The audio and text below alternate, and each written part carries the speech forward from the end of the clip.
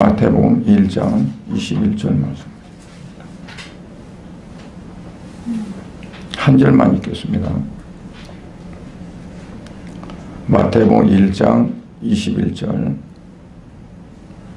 아들을 낳으리니 이름을 예수라 하라. 이는 그가 자기 백성을 그들의 죄에서 구원할 자이심이라 하니라. 아멘. 하나님 아버지 감사드립니다. 오늘 거룩한 이제 성탄을 우리가 맞았습니다. 예수님이 땅에 오심을 축하하며 참으로 많은 사람들이 다 같이 기뻐하며 영광을 돌려줄 터인데 그러지를 못합니다. 아버지, 이 시간 주님 앞에 나와 예배하는 사랑하는 성도들, 우리 하나님께서 이 시간도 성령의 충만함을 주셔서 참으로 하나님의 기뻐하심을 입은 자들이 되게 하시고, 하나님께서 약속하신 대로 진정으로 온전한 평강이 이루어지는 귀한 축복을 하나님 허락하여 주옵소서. 가정에서나 사업장에서나 혹은 직장에서나 어디에서든지 사랑하는 성도들을 통해서 기쁨과 평화를 만들어내는 그러한 메이커들이 되어지도록 은혜 주시옵시고, 아버지 하나님 주여 저들의 삶을 통해서 날마다 주님을 영화롭게 하는 삶이 되어지도록 은혜 내려 주옵소서. 오늘 말씀을 서로 전하며 나눌 때에 아버지 하나님 이 시간에 성령께서 성도들의 마음을 주관하셔서 이 시간 하나님 주시는 은혜로 충만할 뿐만 아니라 또한 나아가서 믿지 않은 많은 영혼들에게 생명을 흘러보낼 수 있는 놀라운 역사가 이루어지도록 은총을 베풀어 주옵소서. 예수님의 이름으로 기도드리옵나이다. 아멘. 오늘은 우리가 잘 아는 대로 하나님께서 우리를 구원하시기 위해서 친히 육신의 몸을 입으시고 이 땅에 오신 날입니다. 그러기에 거룩한 날입니다. 왜냐하면 사람들은 아무리 잘 꾸미고 아무리 정결케 한다 할지라도 깨끗할 수는 있어도 거룩할 수는 없습니다. 오직 거룩한 분은 하나님 한 분밖에 안 계시기 때문에 그 하나님께서 우리가 똑같은 사람의 몸을 입고 오셨지만 신성으로 오셨기 때문에 거룩하신 그러한 분입니다. 예수님 오신 그 역사를 세상의 역사들이 가장 높이 보고 또 역사의 중심으로 봅니다. 그래서 예수님 오신 이후에 역사가 주 전과 주 후로 나눠졌어요. 저 어렸을 때 이제 시골에서 달력 나는 거 보면은 달력의 연도 표시를 어떻게 했냐면 단기 몇 년 그랬거든요. 그런데 어느 날 언제부턴가 서기, 그래서 서기 몇 년 그랬어요. 단기는 우리나라 그 시조 단군을 기점으로 해서 이제 단기를 했는데, 우리가 이래 너무 이런 거 아니야 그래가지고 세계적인 그러한 걸 따라가자 해서 서기로 바꾼 것 같아요. 근데 서기 자체가 뭐냐면 서양 기원이 아니라 결국은 예수님이 땅에 오심을 중심으로 해서 역사를 이제 나누는 그러한 기원이 됐습니다. 정확히 말하면 4년 차이가 납니다. 예수님 오심과 4년 차이가 나고 단기로 보면 2330년 차이가 납니다. 그래서 서기에서 단기를 보태면 단기가 나옵니다. 아니 2333을 보태면 단기가 나옵니다. 그 차이가 있는 거죠. 그런데 이거를 이제 뭐라고 하냐면 AD라고 하죠. 저는 이제 그때 처음에 몰랐을 때는 AT가 왜 AT일까? BC는 이제 비포 크라이스트라고 이제 생각하는데 뭘까 그랬는데 알고 보니까 라틴어인데요. 라틴어인데 그거를 이제 영어 발음과 미국 발음이 있더라고요. 영어 발음은 에노 도미나이. 그런데 영어 발음은 또 달라요. 에노 다머니. 그거 좀 다르더라고요. 똑같은 단어인데 있는 게 달라가지고 좀 헷갈릴 수가 있어요. 이게 무슨 말씀을 이렇게 드리고자 하냐면, 역사가 흘러가는데 어느 날 갑자기 기둥이 세워졌어요. 분기점이. 그 기둥이 세워서 분기점이 딱 서서 이 전인의 후내로 나눠졌는데, 역사의 흐름을 완전히 중심에서 바꾸는 게 뭐냐면 예수님이 땅에 오신 거라는 거죠. 성경에서는 구약 그리고 신약 시대로 바뀌어집니다. 구약은 예수님의 오심을 바라보면서 살아온 거예요. 그래서 구약은 모든 사건이나 모든 것들이 다 뭐냐면 오실 예수님을 나타내고 있어요. 그런가 하면 이제 어때요? 신약은 이미 오신 예수님이 그 예수님을 통해 어떠한 것들이 이루어지고 또 앞으로 어떻게 될 건가 하는 그러한 걸 이제 역사로, 그래서 모든 게 역사인데 역사의 중심이 바로 어떤 다른 사람이 중심이 아니라, 어떤 사건이 중심이 아니라 말씀이신 예수 그리스도가 사람의 몸을 입고 이 땅에 오셨다 하는 거예요. 그러다 보니까 또 불교 다니는 사람들은 우리도 불기를 만들자 그래요. 불기 몇 년 그래요. 말도 안 되게. 역사의 중심이 아닙니다. 그 하나의 자기들이 신봉하는 종교의 중심이 될 수 있을지언정 역사의 중심은 아닙니다. 모든 역사는 하나님께서 이루신 역사이기 때문에 예수님이 이 땅에 오심은 역사의 중심이 되어지는 거죠. 그래서 우리의 삶도 마찬가지로 우리의 삶에 어느 때부터 예수 그리스도가 내 안에 오셔서 그 기둥이 되어져야 돼요. 분기점이 되어져야 돼요. 마치 이 땅에 예수님 오셔서 그냥 흘러가던 역사의 하나의 중심이 세워지는 것처럼, 그냥 성탄이 아니라 예수님이 내 안에 오셔서 나의 세상에 살아가는 흐름 속에 언젠가 이게 딱 서서 중심이 되어서 분류가 되어져야 된다는 얘기예요. 내가 예수 그리스도를 내가 마음속에 믿고 그를 구주로 섬겼던 그 전과 그 후가 달라져야 돼. 그렇지 않으면 진정한 신앙인이라고 할 수가 없어요.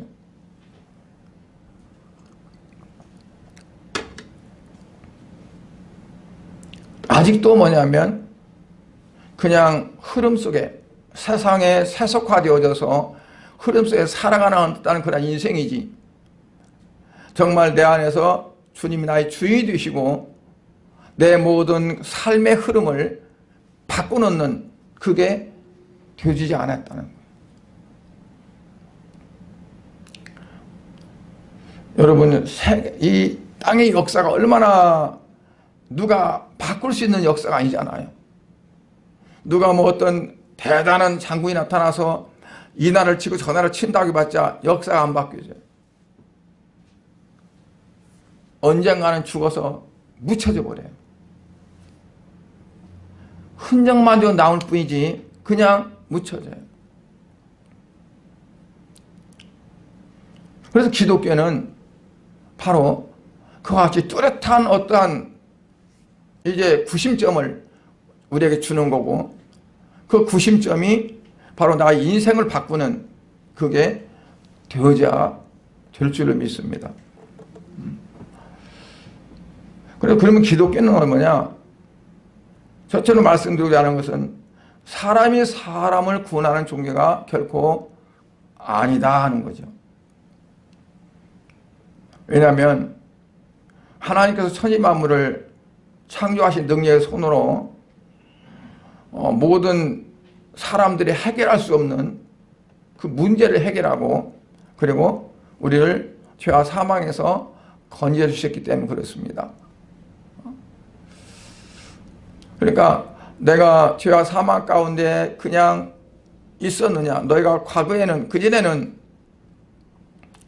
그냥 세상에서 마귀를 섬기고 마귀의 종했었는데 이제는 그렇지 않다. 너가 전에는 그리스도 예수 밖에 있었더니 이제는 예수 안에 있느니라. 밖에 있을 때와 안에 있을 때가 너무나 다르다는 거예요. 근데 하나님이 말씀하신 말씀을 사람들이 어겼잖아요. 선악과를 따먹으면 죽으리라. 근데 마귀는 뭐랬어요? 말도 안 돼. 안 죽어. 그 말 믿지 마. 그래? 진짜 안 죽을까? 그러고 따먹었어요. 근데 죽었어요? 안 죽었어요? 안 죽었잖아요. 안 죽었으면 누구 말이 맞는 거예요? 사탄이 말이 맞는 거예요? 하나님 말씀이 맞는 거예요? 세상 사람들 볼 때는 죽은 자가 있는데 안 죽었으니까 사탄의 말이 맞네, 마귀가 말이 맞네, 이렇게 말할 수 있겠죠. 그런데 맞기도 하고 틀리도 하는 거예요. 그렇죠? 왜냐하면 둘 다 맞을 수 있어요. 사탄이가 안 죽는다는 거는 맞아, 육신이 안 죽은 거니까. 그런데 하나님 죽는다는 건 뭘 말해요? 하나님과 관계가 끊어졌어요. 하나님의 형상을 잃어버렸어요. 하나님과 교통이 단절됐어요. 그래서 그들은 에덴 동산에 살 수가 없었어요. 왜냐하면 하나님과 관계가 끊어져 버렸으니까. 그게 영적인 죽음이에요. 그러니까 우리가 살아있죠. 생명이 있죠. 그런데 죽은 사람도 있고 산 사람이 있다는 얘기예요. 예수님께서 어떤 제자가 예수님, 나도 예수님을 따르고 싶지만 우리 아버지 장사를 치르고 내가 따르겠습니다. 그러니까 예수님 뭐라고 말씀했어요? 야, 죽은 자는 죽은 자에게 맡기고 너는 날 따르라. 죽은 자는 죽은 자에게 맡기고, 그러면 죽은 자는 육신이 죽은 걸 말한 거고, 나중에 죽은 자에게 맡기고 죽은 자는 육신, 나중에 말은 영적으로 죽은 자를 말하고. 그러니까 두 가지가 한꺼번에 나와요. 육신으로 죽은 자는 또 영적으로 죽은 자. 너는 안 죽었으니까 넌 날 따르라는 거죠. 그래서 예수를 믿는 성도들은 어떠냐면 육신적으로 죽을 수 있어요. 그러나 영은 살았어요. 그래서 생명이 우리 안에 있기 때문에 그런 거죠. 그 생명이 바로 예수 그리스도가 생명이에요.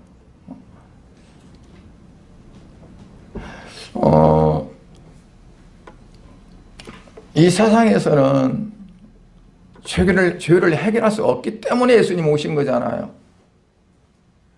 그 죄를 해결할 방법이 뭐냐면 누군가 죄를 갚아줘야 됐어요. 갚아야 돼. 그런데 죄를 이 세상 사람들은 갚을 수가 없어요. 왜냐하면 자기 자신이 죄인이니까. 그래서 예수님이 이 땅에 오셨는데 어떻게 오셨어요? 성령 잉태됨이라 말씀하듯이 성령으로 잉태되어서 사람의 몸을 입고 오셨지만 이제 아담의 원죄를 우리가 갖고 오지 않게 오신 거죠. 그러니까 창세기 3장 12절에서 말씀한 것도 그래서 여자의 후손을 말씀한 거고, 결혼을 약속했지만 아직 남자와 잠자를 하지 아니한 동정녀 그 마리아에게 오셨고, 그래서 그분이 우리의 모든 죄를 다 짊어지시고 죽으실 수가 있었어요. 이사야서 말씀한 대로 우리는 다 그릇 행하여 각기 제 갈 길로 갔거늘 여호와께서는 이 모든 죄를 그에게 담당시키셨도다. 그러니까 우리의 모든 죄, 그냥 우리가 그릇 행해서 각기 자기 마음대로 갔던, 사사기 보면 왕이 없었으므로 다 각기 자기의 옳은 소견대로 행하더라. 그런 것처럼 하나님의 말씀이 없으니까, 말씀이 희귀하니까 인간의 자기의 의지대로 다 살았어요. 하나님이 만약에 우리에게 자유의지를 주시지 않고 마치 컴퓨터에 입력하듯이 딱 입력해서 이렇게 살아야 돼 그리고 딱 정해놨다면 이러고저러고 할 필요가 없는데, 제가 주일학교 때 이제 장로님이 우리 담임이 있었는데 장로님한테 물어봤어요. 그때는 선생님 그때 초등학교 4학년 때가 왜 하와가 선악과를 따먹게 내버려뒀대요. 따먹지 못하게 하지. 따먹게 못했으면 안 먹었을 거 아니에요. 그러면 죄를 안 졌을 거 아니에요. 이 양반이 잠깐 멈춰갖고 말을 못하더라고요. 아니 하나님이 죄를 안 지게 안 따먹게 했으면 안 따먹을 텐데 왜 따먹는 거 내버려두고 있다가 따먹고 나니까 그랬대요. 그러니까 여러분들 어떻게 생각하세요? 아니, 하나님이 내버려뒀다가 따먹고 나니까 내게는 그러듯이 그게 뭐야 그게. 그러고 나서 죄졌다고 막 그러고 왜 그럴까요? 네? 하나님은 사람들로 하여금 기뻐하심을 잊기를 원했거든요. 하나님을 기뻐하기를 원했어요. 그거는 억지로 아니라 스스로 자원하는 마음으로. 그래서 자유의지를 주셨어요. 그래서 우리가 성경에 보면은 자원하는 마음으로 하는 건 뭐냐면 하나님이 기뻐하시게끔 하는 거예요. 자원하는 마음으로. 내가 스스로 원해서. 내가 생각하는 거예요. 이렇게 저렇게 생각할 수 있는데 이렇게 할 수 있고 저렇게 할 수도 있는데 내가 이렇게 해야 하나님이 기뻐하시겠구나. 그렇게 마음 먹어서 내 스스로 하는 거를 하나님은 기뻐하시는 거예요. 그러니까 우리가 이제 참 예수를 믿고 구원받아서 하나님의 자녀가 됐으면 우리가 어떻게 해야 되느냐, 어떻게 하면 하나님을 기쁘게 해드릴까, 어떻게 하면 하나님을 영화롭게 할까 하는 고민이 우리에게 있어야 돼요.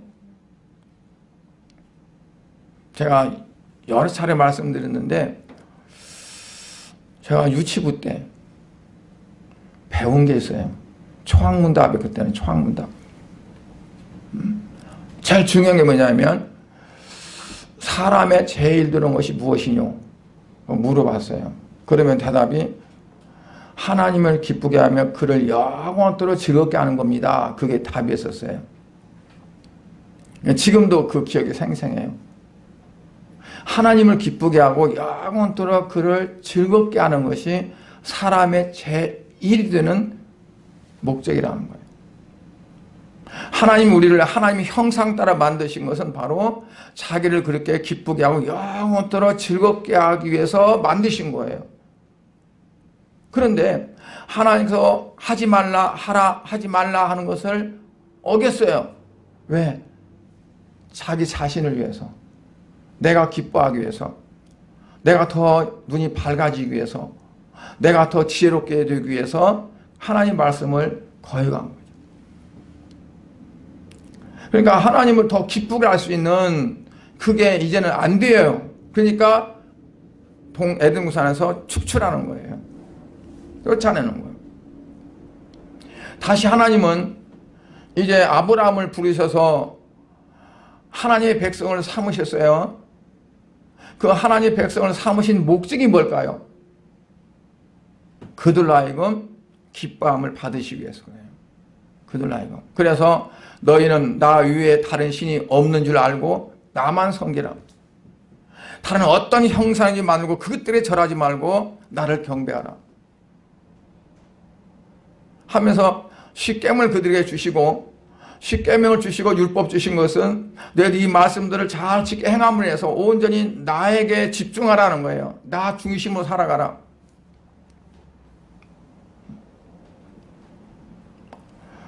그런데 그들이 율법을 지킨다 했지만 결국 그렇게 못했죠.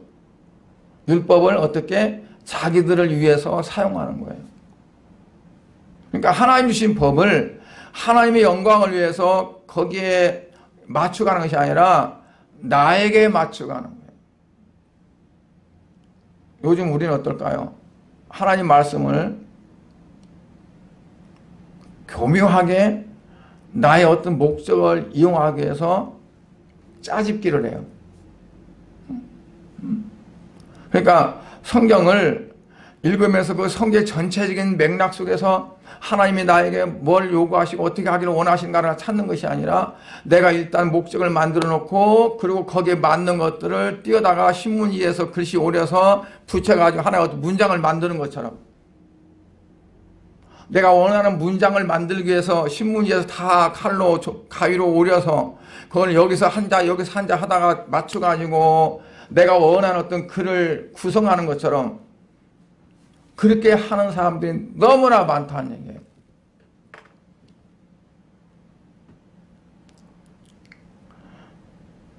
유대인들은 그래서 메시아를 하나님이 약속했지만 그 메시아를 기다리는 것을 어떻게 메시아를 믿냐면, 우리에게 오히려 메시아는 정치적인 뛰어난 사람 또는 경제에 능해가지고 우리의 모든 빈곤을 해결할 수 있는 사람, 힘이 세서 저 로마의 정권으로부터 우리를 보호하고 총독부를 없애버리고 그리고 우리가 자유로운 독립국가를 세우도록 할 수 있는 그런 사람. 그런데 예수님은 그렇게 오시질 않았어요. 이사야의 말씀처럼 이사야서에 이새 뿌리에서 한 싹이 났는데 연약하고 정말 보잘것없어서 누구도 흠모할 만한 것이 못됐다. 그러니까 많은 사람들이 볼 때 어떠냐면 이게 어떻게 메시아냐는 거예요. 우리가 기다렸던 건 그게 아닌데 말도 안 돼. 그러니까 메시아에 대해서 어때요? 대적하는 거죠.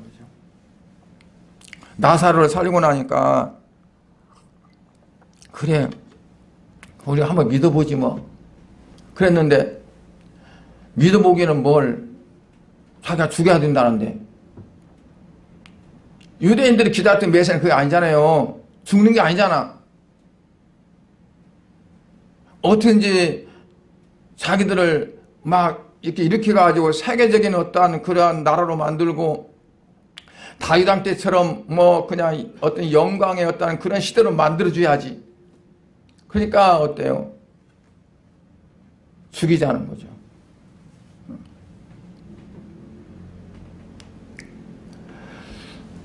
미가서에 보면 예수님이 어디에 태어나실 것까지 다 예언했어요.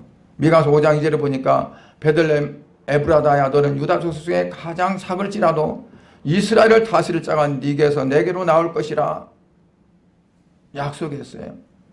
그런데 유대인들은 그 약속을 별로 안 믿었어요. 그러니까 동방 박사들이 헤롯 왕을 찾아가서 그랬어도 그들이 믿지를 못해요. 알기는 알아요. 그러니까 알기는 뚫어지게 잘 아는데 그거를 가슴으로 받아들이지 못해요. 믿음으로. 그 유대인들은 자기들만의 구세주를 원했어요.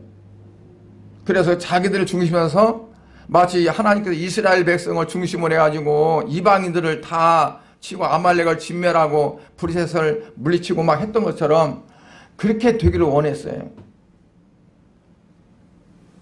그런데 그건 하나의 그림자예요. 뭐냐면 메시아가 오시면 그 메시아는 죄와 사망의 어떤 그림자에서부터 자기 택한 백성을 구원해주고 그리고 영원한 나라로 이끌어간다는 어떤 그러한 메시지인데, 그거를 어때요? 그때처럼 우리들이 유대만, 우리나라만 중심으로 하고 다른 나라들은 다 열방이고 이방이고 그렇게 되기를 원했던 거죠. 그런데 무너졌어요. 그게 예수님 오심으로. 헬라, 야만인, 유대인 다 담이 허물어졌어요. 그리고 예수 그리스도의 복음을 받아들인 자가, 믿는 자가 진정한 할례 받은 사람, 이스라엘이라는 거죠. 그러니까 이런 담이 있던 것들이 다 허물어져 버리고, 문제는 예수를 믿고 구원을 받냐, 복음 안에 들어오냐 안 들어오냐로 두 분류로 나눠져요. 블레셋이 따로 있고 아말렉이 따로 있고 뭐 암몬이 따로 있고 모압이 따로 있는 것이 아니라 다 털어져 버리고, 예수 그리스도 안에 있느냐 아니면 그렇지 못하느냐, 그 둘로만이 정리가 돼요. 아무리 그들이 율법을 붙들고 아브라함의 자손의 행세를 낸다 할지라도 예수를 믿지 않고 구원받지 못하면 그거는 이방인이에요. 다 없어졌어요. 완전히 예수 그리스도 중심으로 바꿔졌어요. 역사 흐름이 예수 그리스도 중심으로 갈라졌어요. 율법 중심이 아니라 복음 중심으로 되어진 거예요. 그런데 옛날 생각만 하고 지금도 족보 타령하고 지금도 율법 붙잡고 있는 사람들이 아직도 많이 있어요. 예수를 믿는 우리는 어떨까요? 믿기 전에 가지고 있던 생각, 사상, 풍습 다 버렸나요? 아직도 가지고 있잖아요. 예수를 믿은 지가 몇십 년인데도 옛날에 그 안 믿었을 때 날짜 보는 거, 또 궁합이 맞냐 안 맞냐, 또 뭐냐, 그거를 이 마음속에 있어가지고 이걸 챙기면서 하는 사람도 있어요. 다 없어졌어요. 다 뭉개졌어요. 내가 예수 그리스도 말씀 중심에 사느냐 안 사느냐, 그것만이 우리에게 있는 거예요. 예수님은 우리를 살리시려고 생명을 주기 위해서 오셨어요. 여러분 안에 그 예수 그리스도의 생명이 있는 줄 믿습니까? 네. 어떻게 압니까? 있는지 없는지 느껴집니까? 네. 어떻게 내 안에 예수 그리스도의 생명이 있구나 그걸 느껴져요?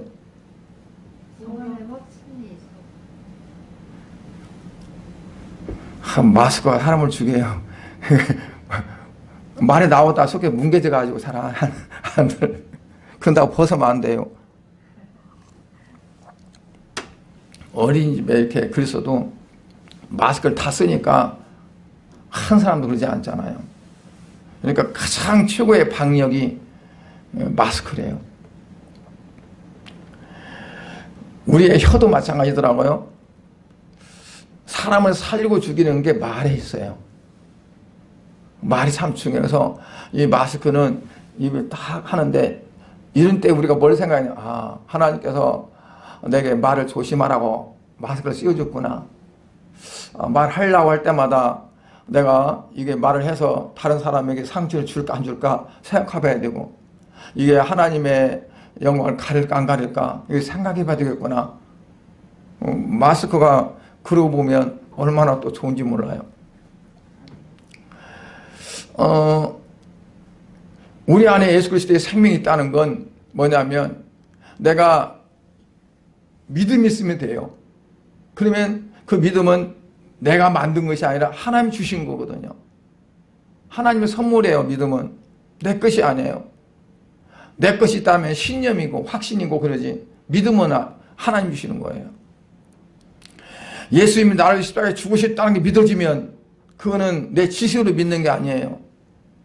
내 믿어야겠다고 10번 100번 외워서 암기해서 내가 믿어지는 게 아니야. 나도 모르게 그냥 믿어지는 거예요. 그거는 내 안에 생명이 있음이에요. 그러면 내가 마음에 그 확신이 오질 않아요. 그러니까 세례는 그 확신 있는 사람에게 주는 거예요. 세례를 받음으로 인해서 그가 구원받고 세례를 받음으로 인해서 구원의 확신이 주어지는 것이 아니라 구원의 확신이 있고 내가 예수께서 나를 위해 십자가에 죽으셨다는 것이 믿어지는 그 사람에게 문답을 통해서 확인하고 이분은 지금 성령 임해서 구원을 받았구나 했을 때 세례를 주는 거예요. 카톨릭은 우리는 성례가 두 가지입니다. 세례가 성찬. 근데 7성례가 있어요. 그 중에 결혼도 성례에 들어가요. 그리고 임종도 성례로 들어가요. 그래서 아무나 막 사람 죽어가면 가서 뭐 성부와 성자 성령의 이름으로 하면서 영세를 줄 수가 있어요. 그들은. 왜냐하면 임종이 이게 성례예요. 그러면 구원받는다는 거야. 그렇지 않아요. 내가 고백이 있어야 돼요. 내 안에서 믿어지는 고백. 입에 붙은 게 아니라 정말 내 안에서 믿어지는 고백이 있으면 어떻게 해요? 내 안에 생명이 있는 거예요. 예수 그리스도가 내 안에 계시니까, 예수님이 생명이니까 내 안에 생명이 있는 거거든요. 요한복음 10장 10절에 보면 예수님은 말씀하기를 내가 온 것은 양으로 생명을 얻게 하고 더 풍성히 얻게 하라는 것이라 그랬어요. 생명을 얻게 하고, 예수님은 내가 곧 길이요 진리요 생명이 나를 말미암지 않고는 아버지께로 올 자가 없다. 내가 길도 되고 하나님께 가는 길, 진리, 예수님 자체가 진리고 생명이다 그랬어요. 그러니까 우리가 생명 안에 살아가고 있고 그리고 생명으로 살아가요. 내가 믿음 생활을 잘하고 정말 다른 사람들에게 복음적인 삶을 살아간다면 내 안에서 뭐가 흘러가냐면 생명이 흘러갈 수밖에 없는 거예요. 왜냐하면 예수 그리스도가 나타나니까. 내 삶 속에 예수 그리스도가 나타나면 생명이 흘러가는 거예요. 그게. 그래서 그 사람들에게 적세지는 거예요. 제가 신학교 때 말씀드렸던 중에 지금도 생생한 게 있어요. 세츄레이션. 그 세츄레이션은 그렇다고 그랬어요. 그 교수가. 우리 어렸을 때는 잉크로 이제 잉크병에다가 스폰지를 넣어서 이렇게 펜으로 찍어서 글씨 썼었어요. 그 당시에는 볼펜도 없었고 만인필을 썼는데 만인필을 쓰면은 못 쓰게 했어요. 글씨 안 넣는다고. 펜으로 이렇게 찍어서 쓰는 펜으로 쓰게 했는데 그 잉크병에 스폰지를 넣어요. 그러면 스폰지가 잉크를 싹 빨아들여요. 어디 보면은 스폰지만 있는 것 같은데 펜으로 꼭 찔러면은 잉크가 흠뻑 묻어나와요. 그런 것처럼 그게 세츄레이션이라고 그랬어요. 우리가 예수 그리스도로 충만해지면, 내가 예수 그리스도의 생명으로 충만해지고, 누가 나를 꾹 찌르면 내가 나가는 것이 아니라 예수 그리스도가 나가야 된다는 거예요. 왜? 내가 머금고 있으니까.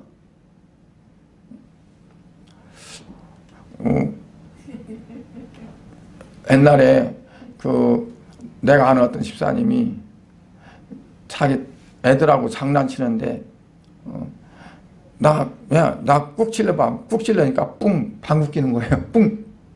또 찔러봐. 또 찔러봐. 뿡. 재미에 그 제주예요. 그것도 달인이 될 것 같아. 그래가지고 이제 재무치가 그랬다는데, 그러니까 우리에게서, 내 자체에게서 그게 충만해져야 된다는 거. 그게 이제 뭐냐면 성령 충만이라는 거죠. 충만해지는 거. 그러니까 인간의 방법은 어떤 생명의 문제도 해결할 수 없는데 생명이신 예수님이 내게 오시니까 나를 해결하시는 거예요. 로마서 12장인 8장에 있는 말씀처럼 생명의 성령의 법이 나를 죄와 사망의 법에서 나를 해방했다. 사도 바울이 얼마나 애썼어요. 자기 마음속에서 열심히 해보겠다고, 하나님 말씀에서 살아보겠다고. 그런데 그게 안 되는 거예요. 마음에서는 아닌 이건데 그게 하려고 하다 보면 엉뚱한 대로 내가 끌려가는 거예요. 그래서 오라, 나는 공고한 자다.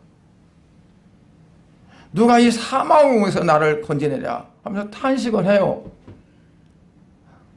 그가 깨달은 건 뭐냐면, 내가 죄와 사망에서 나를 건져내주고 나를 해방할 수 있는 것은 오직 생명의 성령의 법밖에 없구나. 그러니까 우리가 어떻게 해결 안 되고 뭘 안 되는 것들은 내가 할 수 없는 거예요. 생명의 성령의 법은 바로 예수 그리스도잖아요. 예수 그리스도가 내게 오셔서 나의 모든 문제를 해결해 하셔요. 지난주에 말씀드렸듯이 예수님을 이사야서에서 뭐라고 했어요? 기묘자라, 모사라 했다고 했죠. 모사가 무슨 뜻이 있다고 했습니까? 지난주에 얘기했잖아요. 모사가 무슨 뜻이에요? 영어로는 카운셀러라고 그러죠. 카운셀러. 그러니까 뭐냐면 우리의 문제를 해결하는 사람. 내가 어려운 문제가 있어요. 그걸 가지고 가. 상담하러. 그러면 상담을 듣거나 이건 이거대. 그리고 딱 어떤 포인트를 줘요. 그러면 그 문제 해결되잖아요. 실마리라는 게 중요해요. 실마리는 옛날에 이렇게 둥둥 마른 그 실.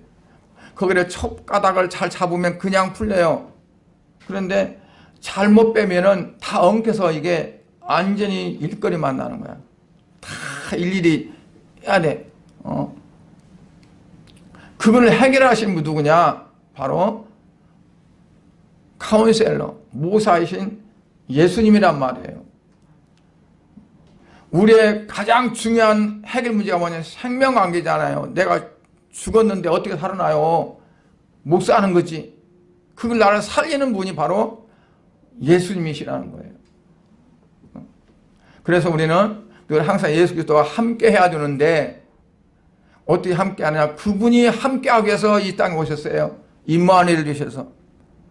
임마누엘은 하나님이 항상 우리와 함께 한다는 뜻이거든요. 예수님 마태복음 28장에 하늘 올라가시면서 뭐라고 말씀했어요? 내가 너희와 항상 함께 있으리라. 어떻게? 보혜사를 통해서 오셔서 우리와 함께 계신다. 그러니까 그분은 우리가 함께 하시기 때문에 내가 마음만 열고 그분만 받아들이면 우리는 예수님과 함께하는 사람이 되어집니다. 그래서 예수님 오신 참 기쁜 날인데 성탄은 왜냐? 예수님 우리의 빛이시기 때문에 그렇다는 거죠. 요한복음 1장 1절에 빛을 해서 말씀했어요. 그가 말씀인데 말씀이 세상에 오실 때 빛으로 오셨다. 그런데 어둠이 그를 알지 못했다. 그럼에도 불구하고 그를 영접하는 자에게는, 그를 믿는 자에게는 하나님의 자녀가 되는 권세를 주셨다. 그냥 권세를 주실 것이다가 아니라 권세를 주셨어. 그러니까 빛이신 예수님을 내가 받아들이고 내가 그와 함께 살아갈 때 우리는 어떻게 해요? 빛인 겁니다. 너희는 세상에 빛이 되려가 아니라 너희는 세상에 뭐라고? 빛이다. 그래서 빛을 살아야 된다. 그러니까 우리는 세상의 빛입니다. 여러분 세상에 빛인 거 맞습니까? 아멘. 빛은 어떻게 살아야 돼요? 빛을 발해야 돼요. 등을 말 아래 두지 않는다. 그 말은 양식을 되는 말입니다. 둥그렇게 해서 거기다 등잔불을 넣어보세요. 꺼져버려요. 거기다 놓고 어디 등경 위에 둔다. 빛이라고. 비춰지라고. 그러니까 그리스도인들은 어때요? 빛이 비춰져야 돼요. 어떻게 해야 빛이 비춰질까요? 어떻게 해야? 내가 빛이 나나요? 발광체나요? 내가 반딧불인가요? 빛이신 예수님이 내 안에 사실 때 빛이 나요. 그래서 사도 바울은 이제는 내 안에 그리스도가 산 것이라 그랬어요. 나는 십자가에 죽었고 못 박혔고 내 안에 예수 그리스도가 사신 것이라. 그러니까 내 삶 속에서 내가 나타나는 것이 아니라 내 안에 계신 예수 그리스도가 나타나는 것. 어떻게 그게 가능할까요? 미워서 한 대 탁 쥐어 박을놨다가 예수님 생각하니까 못해. 뭘 하다가 예수님 생각해서 못해. 뭘 하다가 뭐든지 그러니까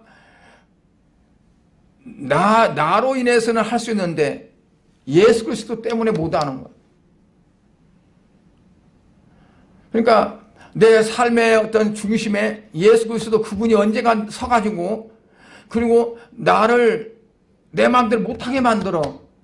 그리고 그분이 원하는 대로 내가 사라져. 그게 뭐냐면 예수 그리스도로 사는 거예요. 사도 바울은 그랬어요. 사도 바울이.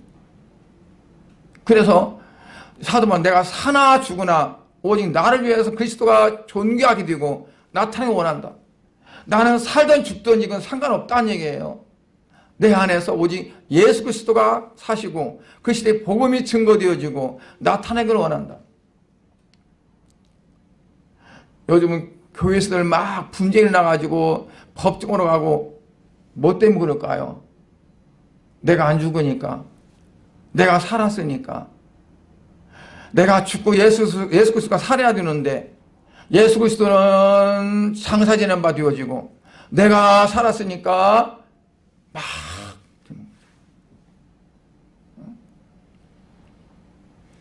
그러면 어떻게 될까요? 사람 냄새만 나는 거죠. 썩은 냄새가 나는 거예요. 그러니까 예수님이 오신 것은 어떠냐? 우리를 어떻게 하려고요? 살리려고 오셨어요? 죽이려고 오셨어요? 영적인 건 살리고 육적인 건 죽이기 위해서 오신 거예요. 예수님이 혼자 십자가에 못 박혔다고 생각하면 안 돼요. 나도 못 박혔다. 사도 바울이 갈라디아 2장 20절에서 뭐라 그래요?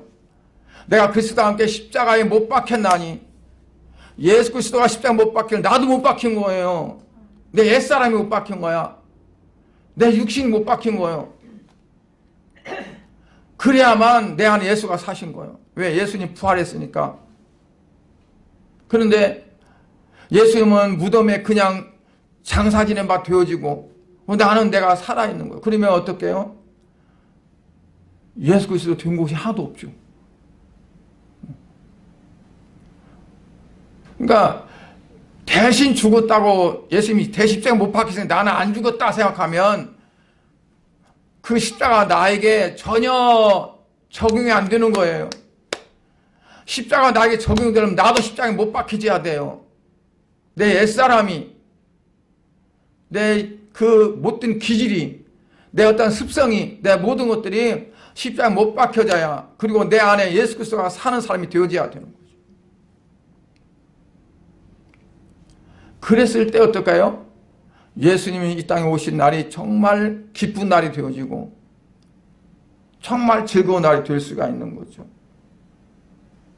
그렇지 않으면 어떨까? 우리가 부끄러움을 당하게 돼요. 부끄러움을. 로마 10장 11절에 보면 누구든지 저를 믿는 자는 부끄러움을 당하지 아니하리라. 누구든지 누구를 그를 믿는 자, 예수 그리스도를 믿는 자는 부끄러움을 당하지 아니한다. 예수 그리스도를 믿는다는 것은 그냥 나를 열고 영접하는 거예요. 받아들이는 거예요. 그리고 그분의 내 삶의 중심에 딱 서는 거예요. 이전과 이후에 문제가 완전히 판이 달라지는 거예요. 전에는 내 마음대로 했었는데, 내 생각대로 했었는데, 내 방법대로 했었는데 이제는 그게 아니야. 내 생각이 아니라 주님께 맡기고 주님의 방법으로 주님의 뜻으로 완전히 바뀌어지는 어떤 분기점이 분명히 세워지는 거예요. 그게 영접하는 거예요. 주인이 바뀌는 거예요. 그래서 주여 하면 나는 종이다는 거예요. 같이 주인이 어떻게 둘이 다 주인이 될 수 있어요? 예수님은 주인을 모시면 나는 종이지. 오직 그분만이 있고 나는 아무것도 없는 거예요. 생각도 없고 방법도 없고 의견도 없고 아무것도 없고 예 맞습니다. 예 그렇습니다. 주님 뜻대로 하세요가 되는 거죠.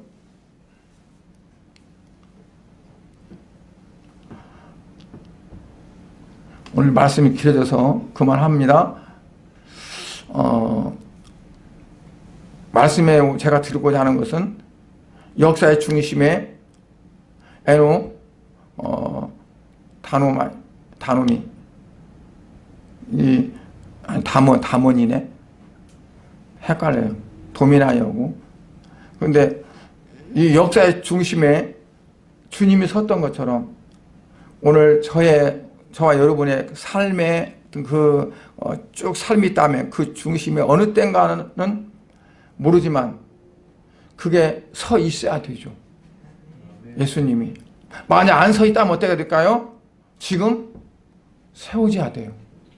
세워져야 돼요. 그래서 이전과 이후가 달라져야 돼요. 그랬을 때 정말 예수님 이 땅에 오심이 그냥 지식으로 알아지는 것이 아니라 내 가슴으로 내 뜨거운 마음으로 그게 받아들여져서 옛날에 계속 맞이했던 성탄이 아니라 정말 완전히 다른 그러한 성탄이 되어지는 그러한 축복이 저와 여러분에게 있을 줄로 믿습니다. 기도하겠습니다. 하나님 아버지 주님의 은혜를 감사드립니다. 오늘 예수님께 이 땅에 오신 성탄을 맞아서 구주가 나셨다는 말씀을 드렸습니다. 우리를 구원하기 위해서 오신 예수님, 그냥 구원하신 걸로 끝나는 게 아니라 구원받은 사람의 삶으로 살아가기를 원하시는 주님인 줄 믿습니다. 역사의 중심에 섰던 예수 그리스도의 탄생이 오늘 우리의 모든 삶의 중심이 되어져서 그 이전과 그 이후의 삶이 완전히 달라지는 그런 삶이 다 되어지도록 축복하시고 그로 인해서 내 안에 예수 그리스도가 사시고 온전히 내 삶 속에서 예수 그리스도의 생명이 흘러갈 수 있는 그런 삶이 되어지도록 은혜 베풀어 주시옵소서. 예수님의 이름으로 기도드리옵나이다. 아멘.